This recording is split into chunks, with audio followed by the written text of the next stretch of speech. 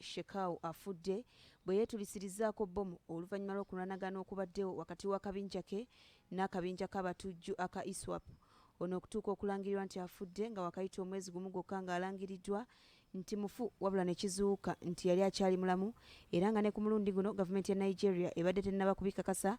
neetegeeza nga bw'egenda okukola okunoonyereza okukakasiza ddala obanga afudde. Omwogezi w'amagye ga Nigeria Brigadier General Muhammad Yerima era ategeezezza nga bwe batagenda kufulumya kiwandiiko kyonna ku nsonga eno okutuusa nga bakakasizza amawulire gano. Ensonda ezeesigika era zigamba nti ono yafudde oluvannyuma lw'akabinja ka ISWAP okulumba aba Boko Haram mu bibira by'e Sambisa mu bukiikaddyo bwa Nigeria. Abubakar Shekau yatandika okulira akabinja ka Boko Haram mu 2009 oluvannyuma lw'omutandisi waako okufiira mu kkomera, era ng'ono bukyanga atandika kukakulira azze akola obulumbaganyo bw'enjawulo omuli obwa bbomu, okuwamba abantu n'okumenya amakomera ssaako ebikolobero ebirala. Mu ngeri y'emu ono yavaayo ne yeewaana mu 2014 nga bw'anyumirwa ennyo okutta, era nga kino bw'aba akikola abanga asala enkoko oba endiga nga bwe butuukidde olwaleero nga yakatta abantu abasoba mu 300, so nga abakunuukiriza mu bukadde obubiri tebakyalina we begekaluba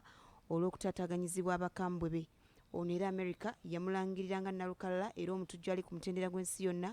bwetyo n'emuteekako obukadde bwa $7 k'oyo yenna yali asobola okuleeta omutwe gwe, nga wano akabinja ka Islamic State we kaamugaanira era ne keeyawula ku kabinja ka Boko Haram kaakulira ne kakola aka ISWAP mu 2016 akali ku mbiranye n'akake aka Boko Haram mu kiseera kino.